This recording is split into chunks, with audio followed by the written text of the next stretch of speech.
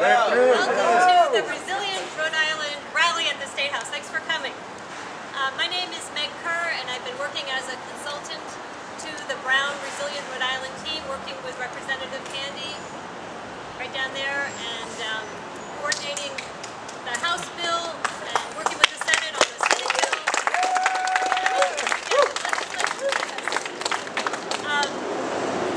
So we're coming together today because Rhode Island really has reached a crossroads in the fight against climate change. We already know that we've been feeling the impacts of climate change. Our coastline was damaged with Superstorm Sandy. We've seen changes in the seasons. If any of you are gardeners, you've noticed that. And all of this is beginning to put a dent into our economy. Not that far into the future, by 2100, Rhode Island is expected to see between 50 and 60 extreme heat days annually. Right now we're at about 5. Think of the economic effects and the health effects of that. By that same year, by 2100, Rhode Island sea levels are expected to rise another 3 to 5 feet. The sea levels in New England are rising 3 to 4 times faster than the global average. And one study has predicted that by 2100, climate change in Rhode Island is likely to cause an extra $2 to $6 billion in hurricane damages. This is bad news for Rhode Island, not just for our coastal communities, but for all of us, and for the businesses that we rely on for our economy.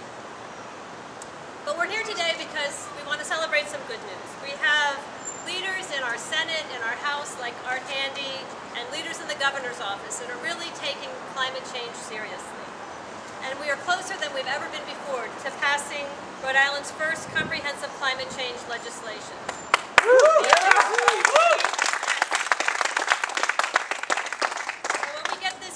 We will have goals that will get us to reduce our greenhouse gas emissions and reap the economic benefits that our neighboring state of Massachusetts has already begun to feel.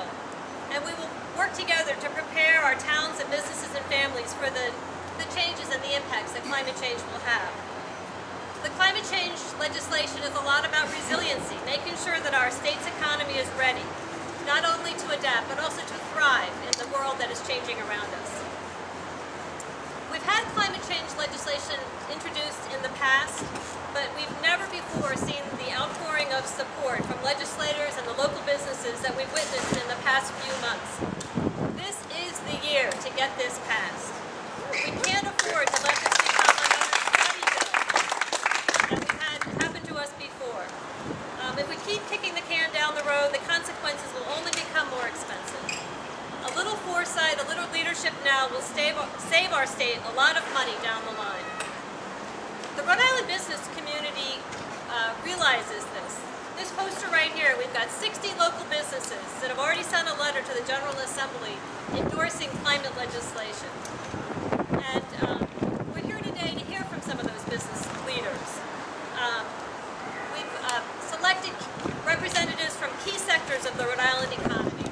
Health economy, education, tourism, and local business, to tell our legislators that we need to take action now on climate for the sake of Rhode Island jobs, Rhode Island's economy, and ultimately Rhode Island's quality of life. So we have 7 panelists. We're going to let everyone speak, and then if there's any questions from you all, we'll have them. So our first panelist is Christine West. She is a principal at Kite Architects, a Providence-based firm specializing in sustainable design. Kite's portfolio includes the Narragansett Bay Commission's new Fields Point Administration Building and LEED Gold certified Kingston Crossings Apartments at Crossroads, Rhode Island. West is the chair of the Providence City Plan Commission, a member of the Providence Building Board of Review, and serves on the Board of Trustees of the Providence Revolving Fund. She is also a first-place winner of the Providence Sustainable Housing Competition. Please join me in welcoming our first speaker, Ms. West.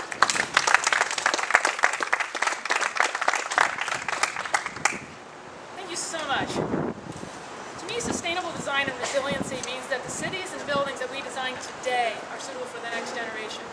And a key part of our business at Kite Architect is helping companies, institutions, and individuals reduce their energy use, lower their carbon footprint, and to make more resilient buildings to face the future. So this bill clears the way for that through smarter planning, putting a high priority on saving energy. And this will create jobs not only for architects and engineers, but also the construction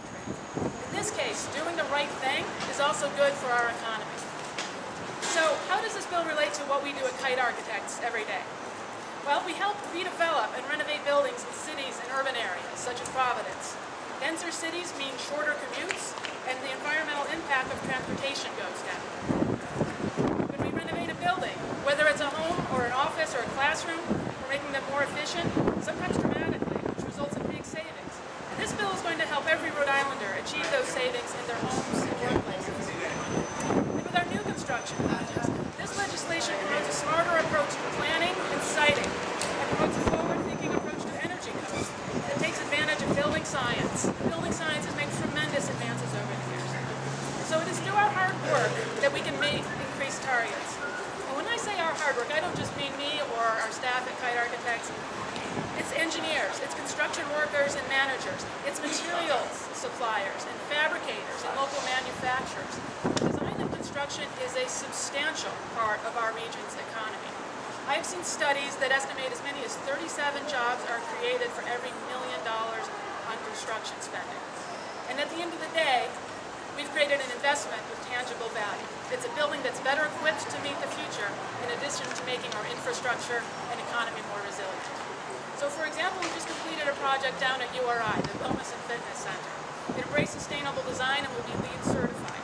It was a 1965 building that a lot of people wanted to just tear down, but we repurposed it. And now it's a win-win-win-win. It was an investment by the state in our students' health and wellness. It employs hundreds of people through the design and construction project. The university and the state is saving money on their utility bills, and now the building is prepared for the coming decades. This generation of architects, engineers, designers, and builders have the technical toolkit to save energy and reduce our impact on climate change.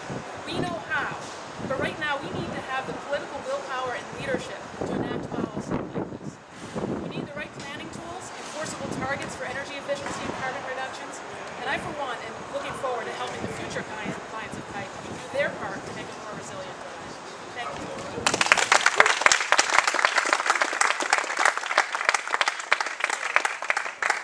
Our next speaker is Christina Paxson. Christina Paxson was sworn in as the 19th president of Brown University in 2012. Much of Paxson's work has focused on the relationship of economic factors to health and welfare, particularly on the health and welfare of children. She has been the lead investigator on numerous research projects and under the National Institutes of Health, and recently studied adversity and resilience following Hurricane Katrina. Under President Paxson, Brown University has seen large reductions in carbon emissions, as well as a new initiative for the study of environment and society. Please join me in welcoming President Paxson.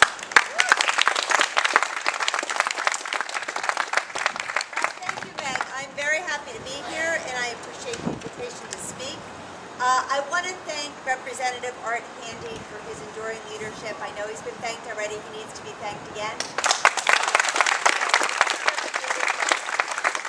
And also the whole Resilient Rhode Island team for all of your work on this very critical issue. It's important. Now, anybody who lives around here knows that Brown is celebrating its 250th anniversary. And, you know, when you look at the university, it's startling how much it's changed in 250 years. Originally it had the president and one student. And now it's a major research university. It's impossible to be part of a 250th anniversary celebration, though, without thinking about the next 250 years. And, you know, I want Brown to continue to thrive and be great, and I want it to be part of a wonderful community, which it is right now. But the fact that over the next 100 years we will see, if we don't do something soon, profound changes in the Earth's ecosystem, warming oceans, rising seas, and a changing climate, mean that a lot of what we aspire to collectively and as a larger community is put at risk. Given the forecast, it's incumbent for us to start preparing for the future. And we have to ask hard questions. Which properties will be threatened by sea level rise and storm surges? Will the hurricane barrier protect the jewelry district from a bay that is 3 to 10 feet higher? What opportunities do we have to learn from this challenge and strengthen our state's economy? We have to begin to address these questions, and we have to begin to address them now. A resilient Rhode Island understands the climate risks we face and develops adaptive measures to withstand the climate change impacts that are coming.